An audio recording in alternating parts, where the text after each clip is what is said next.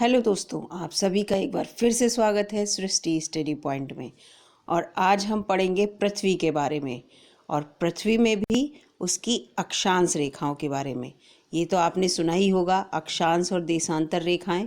आज हम अक्षांश और देशांतर रेखाओं में से अक्षांश रेखाओं के बारे में पढ़ेंगे, और अगली क्लास में हम देशांतर रेखाओं के बारे में पढ़ेंगे। अगर दोनों एक साथ पढ़ेंगे ना तो थोड़ा हौच पौच हो जाएगा। छोटी क्लासेस रहेंगी और थोड़ा थोड़ा पढ़ेंगे, जिससे ज़्यादा आसानी से और अच्छा समझ में आए, और उसके साथ साथ बहुत सारे क्वेश्चंस को हम समझ पाएँ कि किस तरह से एग्ज़ाम में आते हैं और उन्हें हम सॉल्व कर पाएँ। और फिर से कहूँगी, अगर आप चैनल पर नए हैं तो प्लीज़ चैनल को सब्सक्राइब कर लीजिएगा, और वीडियो अच्छी लगे तो लाइक कर दीजिएगा और दोस्तों में शेयर भी कर दीजिएगा। तो चलिए शुरू करते हैं। देखिए, लिखा है यहाँ पे पृथ्वी की अक्षांश रेखाएं। अक्षांश रेखाएं, ये सबसे पहले ये बात ध्यान में रखिए कि ये जो लाइन यहाँ पे लिखी है कि ये रेखाएं काल्पनिक होती हैं। ये रेखाएं काल्पनिक होती हैं। ये सिर्फ इसलिए खींची गई होती हैं पूरी पृथ्वी पर, इसलिए खींची हैं जिससे कि हम उसका भौगोलिक अध्ययन कर सकें। भौगोलिक अध्ययन का मतलब कौन सा देश कहाँ पर है, कितना पानी है, क्योंकि हमारी पूरी पृथ्वी पे पानी भी है, पहाड़ भी हैं, पठार भी हैं, सब कुछ है। तो उन सब को सीखने के लिए कि हमें बिल्कुल एक्यूरेसी पता चले कि किस जगह पे हैं, तो ये काल्पनिक रेखाएं खींची गई हैं। पृथ्वी भी ऐसा नहीं है कि ऊपर से ईश्वर के द्वारा बनाई गई हैं, ये मनुष्य के द्वारा ही बनाई गई हैं। तो देखिए, ये यहाँ पर ये हमारी पृथ्वी है, ये हमारी ये पृथ्वी है। इस पृथ्वी पर ये जो बिल्कुल सेंटर में रेखा है, ये जो बिल्कुल सेंटर में रेखा है, इसे हम कहते हैं विषुवत रेखा। इस रेखा को हम कहेंगे विषुवत रेखा। ये लिखा हुआ भी है यहाँ पे। और विषुवत रेखा के साथ इसे भूमध्य रेखा भी कहते हैं, और इंग्लिश में इसे हम इक्वेटर भी कहते हैं। और ये 0 डिग्री अक्षांश पर होती है। ये यहाँ पे लिखा है, ये 0 डिग्री अक्षांश पर होती है। यहाँ पर कोई भी मतलब कोई भी अंश का कोण नहीं बनता, एक सीधी रेखा में ये होती है। इसके बाद जब ये हम विषुवत रेखा खींच देते हैं तो विषुवत रेखा जो है वो पृथ्वी को 2 भागों में बांट देती है, एक उत्तरी भाग और एक दक्षिणी भाग। जो उत्तरी भाग होता है ये आधा वाला, ये उत्तरी भाग है, ये वाला पूरा। तो ये उत्तरी भाग जो है तो इसे हम उत्तरी ध्रुव कहते हैं, और ये वाला जो है हम इसे दक्षिणी ध्रुव कहते हैं, ये वाले पार्ट को। तो ये उत्तरी ध्रुव और दक्षिणी ध्रुव में ये बढ़ जाती है पृथ्वी। अगर हम विषुवत रेखा खींच देते हैं तो ये जो पॉइंट हैं, ये दोनों पॉइंट ये आपको दिख रहे हैं। तो जो उत्तर की तरफ है उसे हम उत्तरी ध्रुव कहेंगे, और जो दक्षिण की तरफ है हम उसे दक्षिणी ध्रुव कहेंगे। और ये पृथ्वी इस तरफ में पूरब है और इस तरफ में पश्चिम है। तो पूरब, पश्चिम, उत्तर, दक्षिण, चारों दिशाएं हो गई। ये पूरब, ये पश्चिम, ये उत्तर, ये दक्षिण। अब यहाँ पे ये है सबसे ज़रूरी बात। एक तो ये हो गया, ये उत्तरी गोलार्ध कहलाएगा आधा जो है, और फिर आधा जो है वो दक्षिणी गोलार्ध कहलाएगा।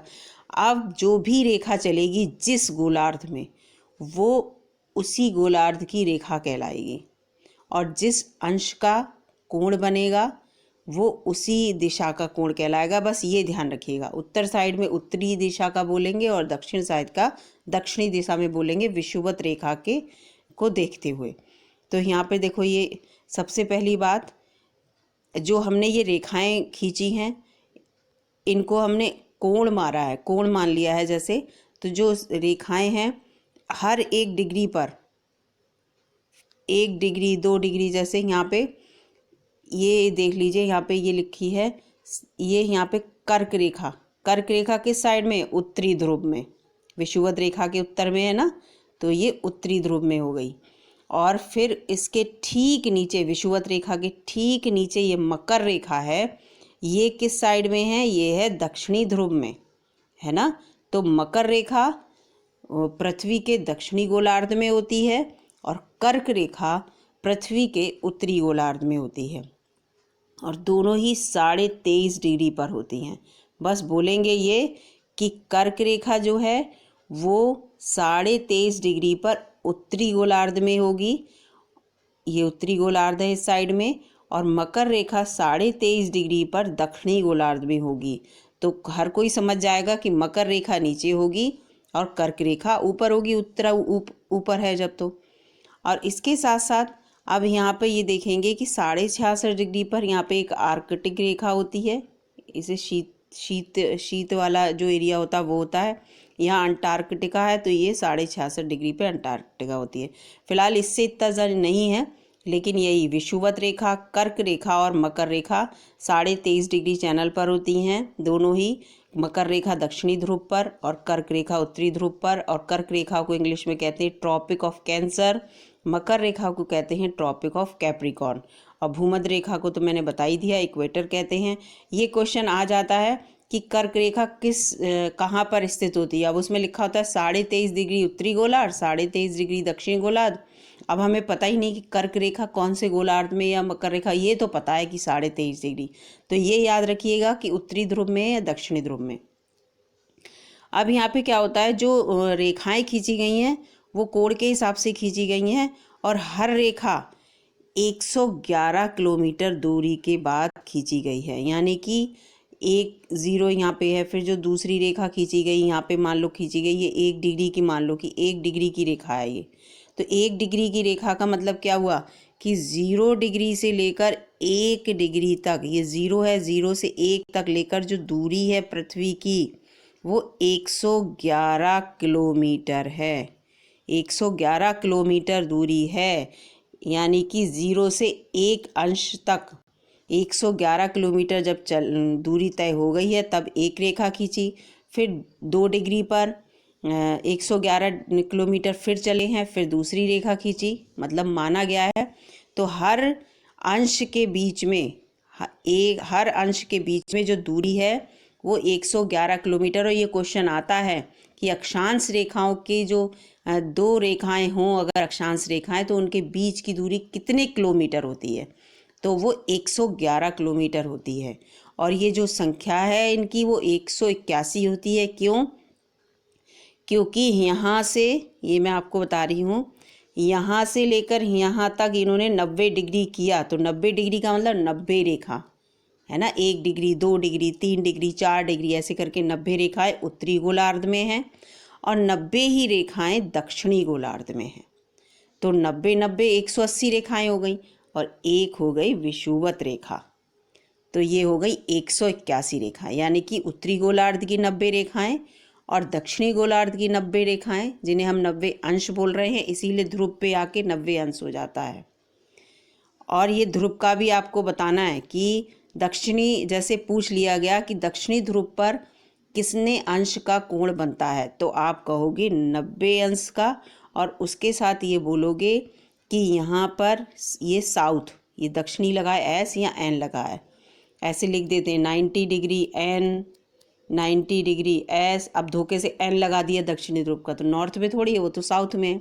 और ये देखियो वैसे भी कोण जो है देखो 90 का बन रहा है ना। तो यहाँ पे इसीलिए अंश वाली बात कही गई है।